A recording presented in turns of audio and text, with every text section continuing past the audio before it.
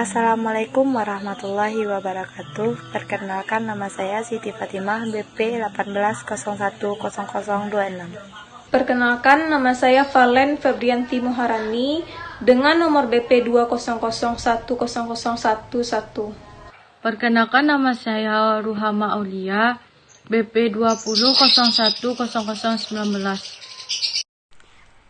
Perkenalkan, nama saya Novira Febriani, nomor BP 20010022.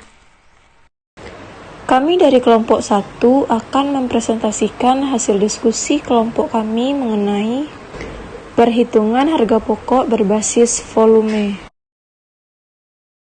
Perhitungan harga pokok produk berbasis volume. 1. Pembebanan biaya produksi ke produk. Perhitungan harga pokok produk berbasis volume. Pembebanan biaya produksi ke produk menggunakan driver berbasis unit. Driver berbasis unit adalah driver yang dipicu oleh unit yang dihasilkan. Yang kedua, alokasi biaya. Perhitungan harga pokok produk yang paling akurat adalah jika perusahaan hanya menghasilkan satu jenis produk atau jasa, karena semua biaya yang berkaitan dengan proses menghasilkan suatu produk dapat dibebankan ke produk tersebut. Pengalokasian biaya pabrik atau departemen produksi ke produk disebut dengan alokasi biaya, pembebanan biaya, distribusi biaya, atau pembagian biaya.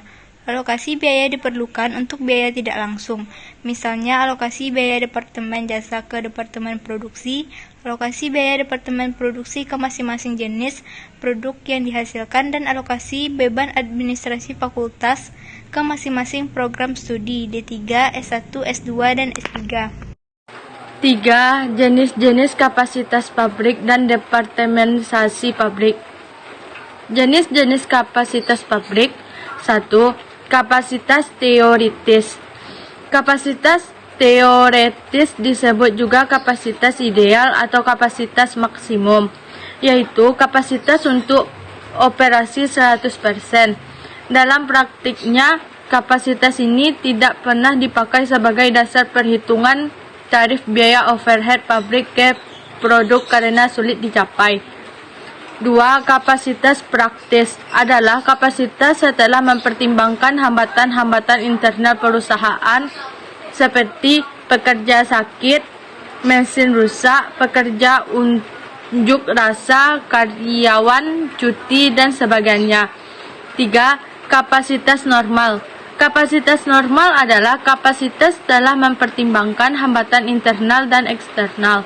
Contoh hambatan eksternal adalah hari libur nasional, masyarakat unjuk rasa, turunnya permintaan produk karena kritisnya ekonomi, dan sebagainya.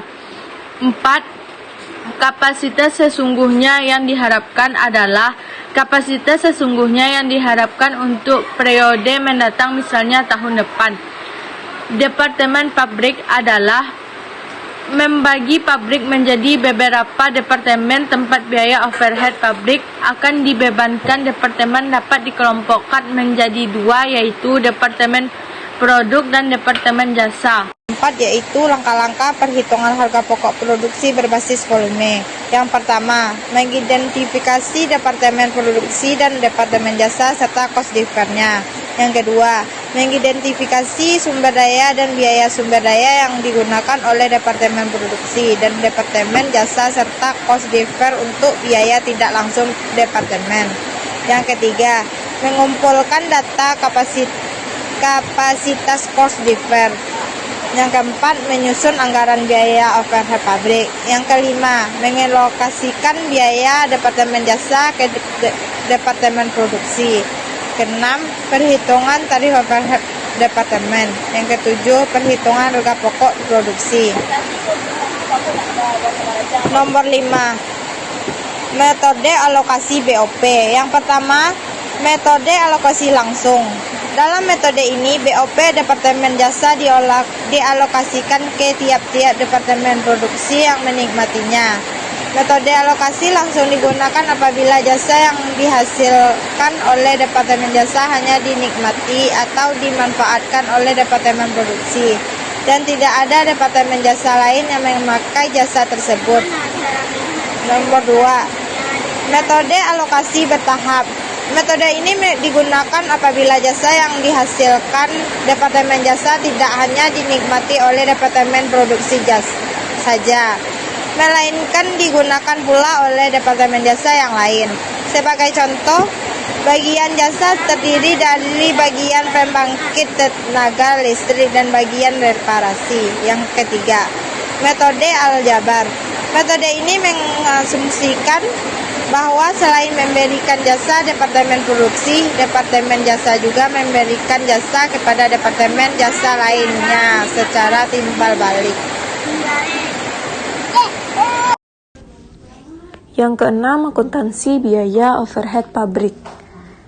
Yang pertama adalah ayat jurnal untuk mencatat biaya overhead pabrik yang dibebankan ke produk atau dengan asumsi tarif biaya overhead pabrik dihitung berdasarkan metode aljabar yang digunakan. Untuk setiap departemen produksi.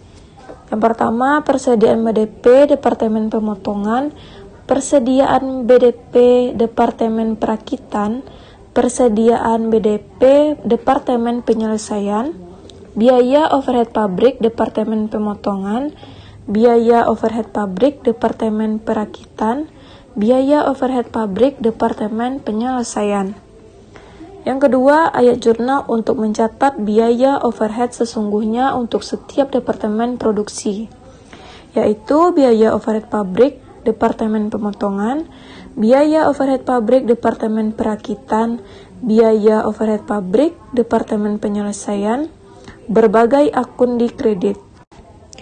Yang ketiga, ayat jurnal untuk menutup biaya overhead pabrik untuk setiap departemen produksi, yaitu selisih BOP Departemen Pemotongan, selisih BOP Departemen Perakitan, BOP Departemen Penyelesaian, BOP Departemen Pemotongan, BOP Departemen Perakitan, selisih BOP Departemen Penyelesaian.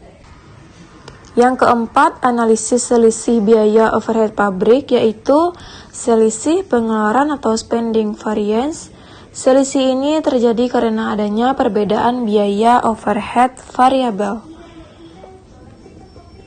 Yang kedua, selisih kapasitas atau capacity variance. Selisih kapasitas disebabkan oleh perbedaan biaya overhead pabrik tetap.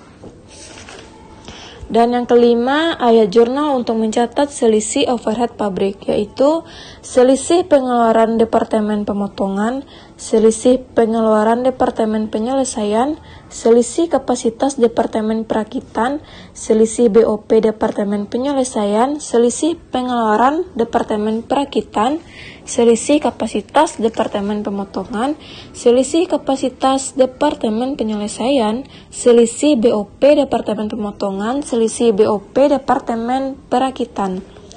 Yang terakhir, ayat jurnal untuk menutup selisih biaya overhead pabrik, yaitu harga pokok penjualan, selisih pengeluaran Departemen Perakitan, selisih kapasitas Departemen Pemotongan, selisih kapasitas Departemen Penyelesaian, selisih pengeluaran Departemen Pemotongan, selisih pengeluaran Departemen Penyelesaian, dan selisih kapasitas Departemen Perakitan.